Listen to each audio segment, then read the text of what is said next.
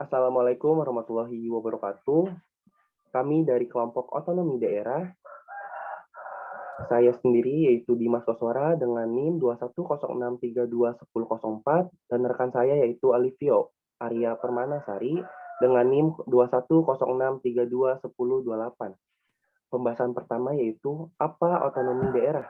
Otonomi daerah adalah hak dan kewajiban daerah otonom untuk mengatur dan mengurus sendiri urusan pemerintahan dan kepentingan masyarakatnya sesuai dengan peraturan perundang-undangan pasal 1 ayat 5 dan 6 Undang-Undang Nomor 32 Tahun 2004.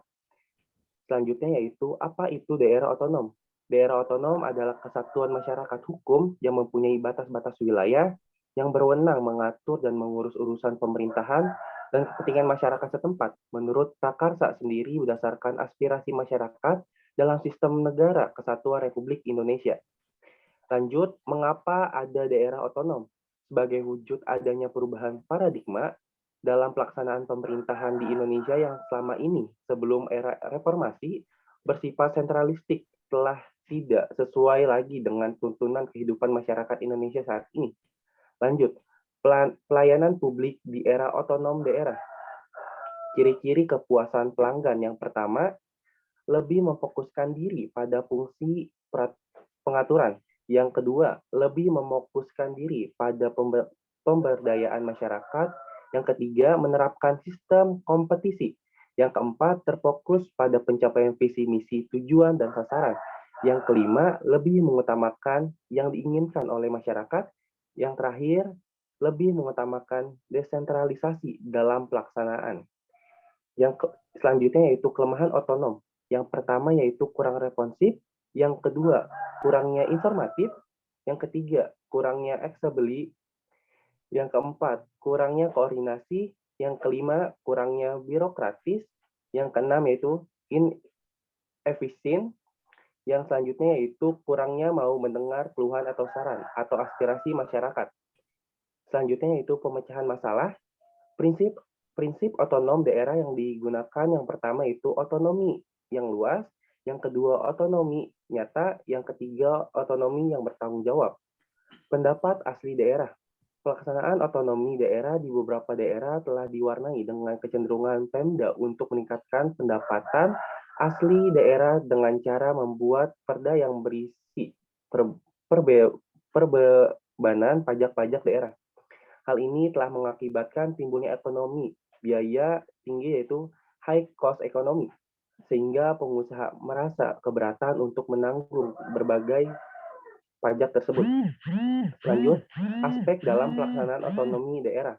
Yang pertama, pelayanan publik. Yang kedua, pengawasan keuangan di daerah. Selanjutnya yaitu otonomi di daerah dan prospeknya di masa mendatang. Berbagai pendekatan yang dilakukan. Yang pertama itu aspek pertahanan dan keamanan. Yang kedua yaitu aspek politik. Yang ketiga aspek ekonomi. Yang keempat aspek sosial budaya. Yang terakhir yaitu aspek ideologi. Prospek otonomi daerah di masa mendatang tersebut diperlukan suatu kondisi yang kondusif diantaranya yaitu yang pertama, adanya komitmen politik. Yang kedua, adanya konsistensi kebijakan penyelenggara negara. Yang terakhir yaitu kepercayaan dan dukungan masyarakat.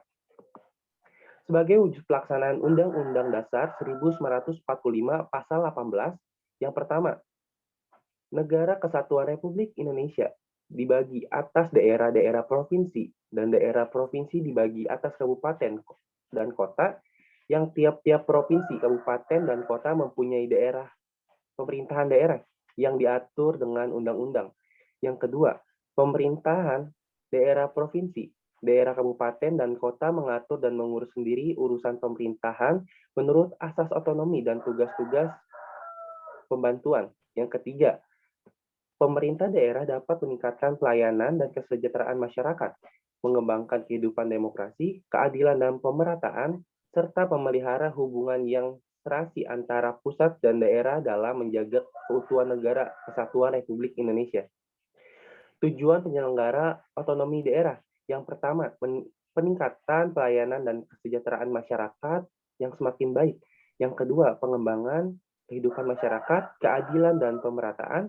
Yang ketiga, pemeliharaan hubungan yang serasi antara pusat dengan daerah dan antar daerah dalam rangka menjaga keutuhan NKRI.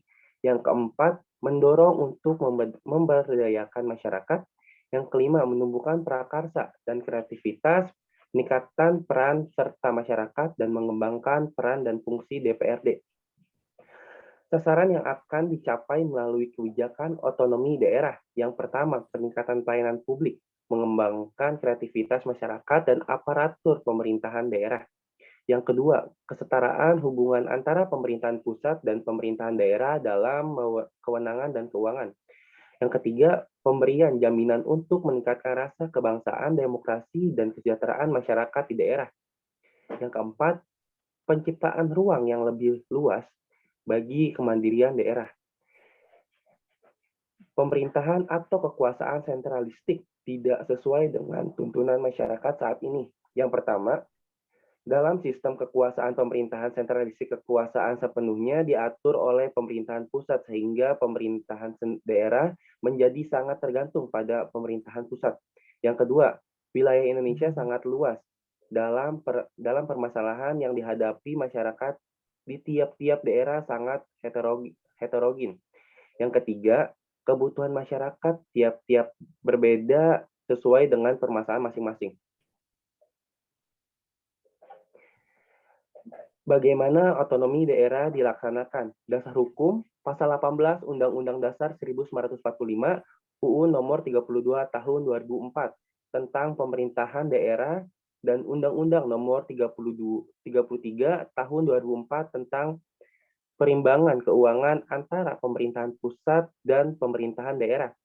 Pasal 18 Undang-Undang Dasar 1945, Negara Kesatuan Republik Indonesia dibagi atas daerah-daerah provinsi dan daerah provinsi dibagi atas kabupaten dan kota. Yang tiap-tiap provinsi, kabupaten, dan kota itu mempunyai pemerintahan daerah yang diatur dengan undang-undang. Pemerintahan daerah provinsi, kabupaten, dan kota mengatur sendiri urusan pemerintahannya menurut asas otonomi dan tugas pembantuannya. Pemerintah daerah provinsi, daerah kabupaten, dan kota memiliki Dewan Perwakilan Rakyat daerah yang anggota-anggotanya dipilih melalui pemilihan umum. Gubernur, bupati, dan wali kota masing-masing memiliki sebagai kepala pemerintahan daerah provinsi, kabupaten, dan kota dipilih secara demokratis.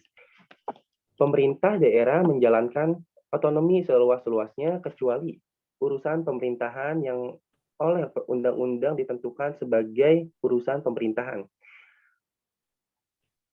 Pemerintah daerah berhak menerapkan peraturan daerah dan peraturan-peraturan lain untuk melaksanakan otonomi daerah dan tugas pembantuan. Susunan dan tata cara penyelenggaraan pemerintahan daerah diatur dalam undang-undang.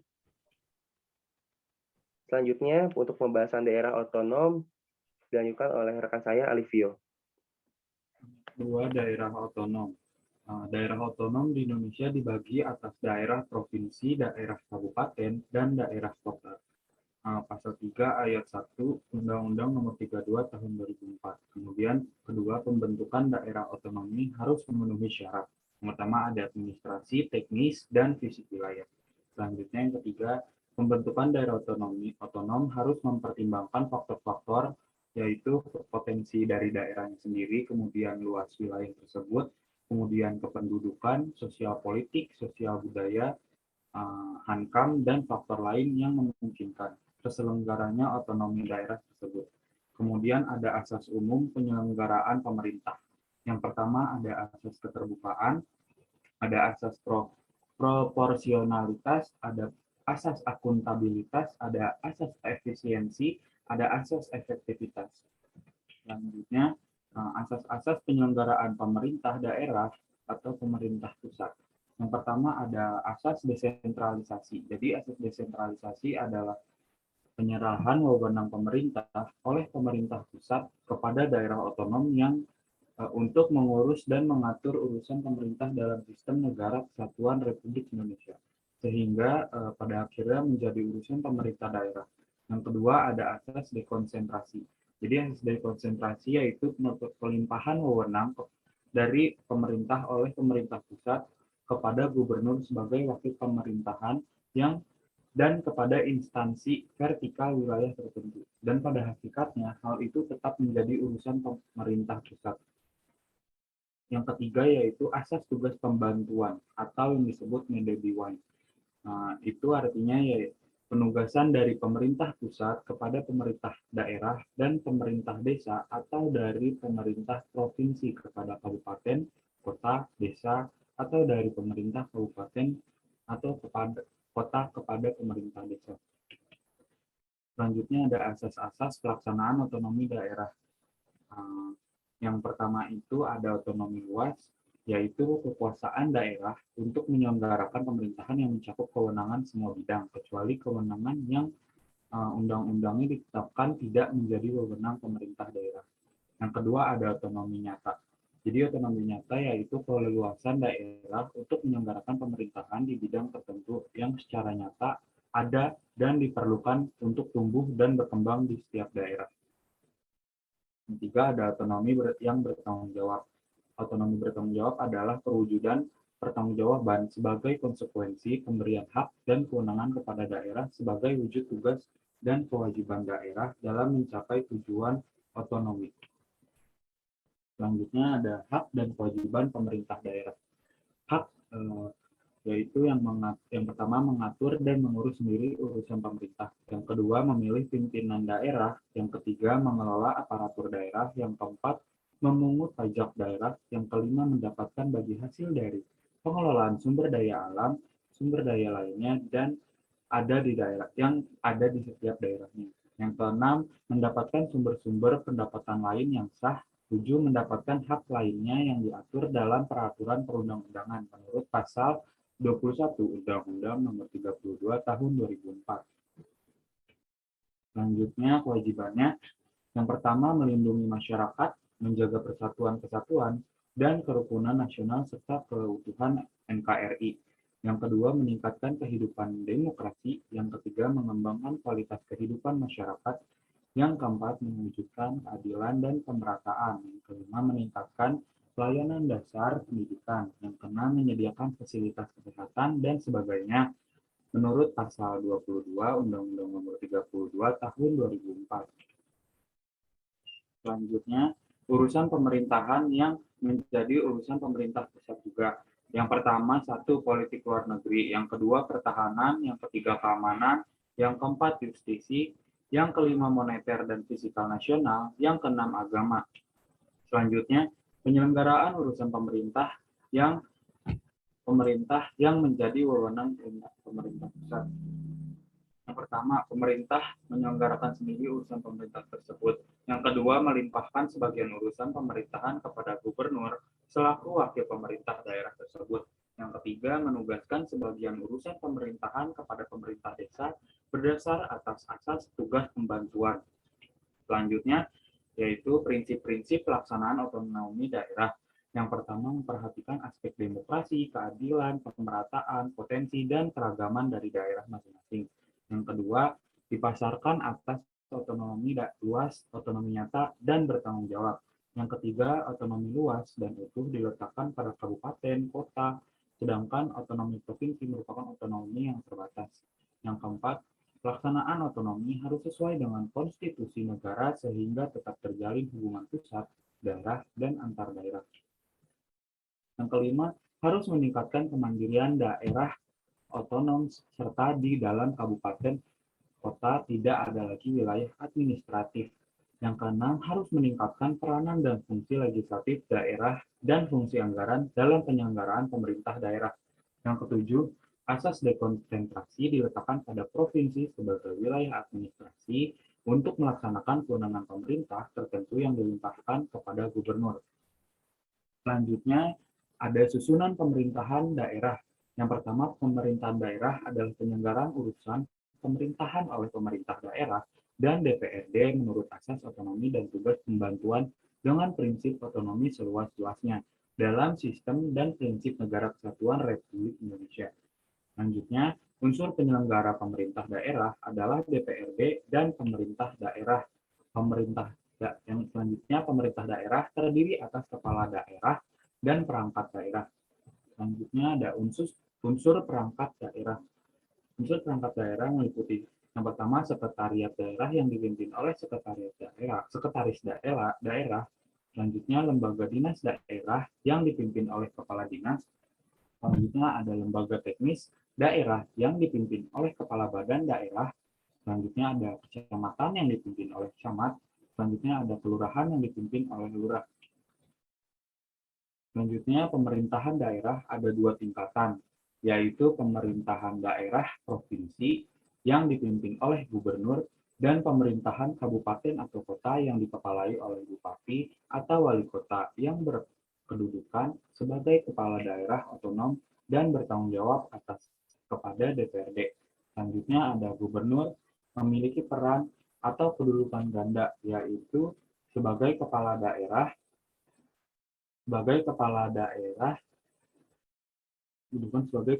dan sekaligus wakil pemerintah pusat di daerah. Selanjutnya ada macam kebijakan publik. Yang pertama ada kebijakan dalam peraturan tertulis, kebijakan pemerintah pusat atau nasional, meliputi Undang-Undang 1945, Undang-Undang atau Perpu, contoh ada peraturan pemerintah, peraturan presiden, peraturan menteri, keputusan menteri, dan keputusan direktorat. Kebijakan pemerintah daerah meliputi peraturan daerah, peraturan gubernur, peraturan bupati atau wali kota, keputusan kepala dinas atau instansi daerah. Yang kedua, kebijakan dalam peraturan yang tidak tertulis atau konvensi, contohnya peraturan tentang pemberian dana bantuan korban bencana alam, peraturan tentang pengaturan dan penertiban kawasan kota, peraturan tentang upaya pembangunan jalan dan sarana umum. Nah, ini adalah contoh proses perumusan kebijakan publik. Yang pertama dari isu masalah publik, lanjut perumusan kebijakan publik, lalu penerapan kebijakan publik, dan berakhir di evaluasi kebijakan publik. Selanjutnya ada apa manfaat partisipasi masyarakat dalam perumusan kebijakan publik. Yang pertama, membentuk perilaku atau budaya demokratis, yaitu kesadaran masyarakat untuk menggunakan hak politiknya, berorganisasi, berkumpul, dan menyatakan pendapat. Yang kedua, membentuk masyarakat hukum, yaitu masyarakat yang patuh pada hukum yang berlaku. Yang ketiga, membentuk masyarakat yang beretika atau bermoral, yaitu kondisi masyarakat yang terbiasa bersikap baik dan tumbuh dari suasana kekeluargaan, saling menghormati, saling menghargai hak-hak sebagai sesama manusia. Yang keempat, membentuk masyarakat madani, yaitu masyarakat yang terdiri dari berbagai kelompok yang berbeda dan dapat hidup secara damai. Selanjutnya ada penyebab masyarakat tidak berperan aktif dalam perumusan kebijakan publik. Yang pertama ada faktor internal. Faktor internal meliputi yang pertama, masyarakat telah terbiasa dengan sistem lama bahwa pembuatan kebijakan publik itu adalah urusan pemerintah. Yang kedua, masyarakat tidak tahu adanya kesempatan untuk berperan serta dalam perumusan kebijakan publik. Yang ketiga, masyarakat tidak mengerti prosedur atau langkah untuk berpartisipasi. Yang keempat, masyarakat tidak mau tahu atau acuh tak acuh. Selanjutnya ada dari faktor eksternal. Faktor eksternal meliputi yang pertama, tidak dibukanya kepada warga untuk berpartisipasi. Yang kedua, adanya kesempatan untuk berpartisipasi warga, tetapi belum banyak diketahui. Yang ketiga, masih adanya pola sentralistik yang tidak sesuai dengan semangat otonomi. Yang keempat, adanya anggapan bahwa banyak unsur yang terlibat, maka perumusan akan berjalan lambat. Selanjutnya ada akibat apabila masyarakat tidak aktif dalam perumusan kebijakan publik. Yang pertama, perumusan kebijakan publik tidak akan memenuhi hak-hak rakyat secara menyeluruh. Yang kedua, kebijakan publik bisa jadi tidak sesuai dengan kebutuhan dan keinginan masyarakat. Yang ketiga, kebijakan publik tidak sejalan bahkan bertentangan dengan nilai-nilai budaya masyarakat. Sekian hasil presentasi dari kelompok kami, kelompok Alivio dan Dimas. Mungkin ada tambahan dari Dimas? Dari saya cukup.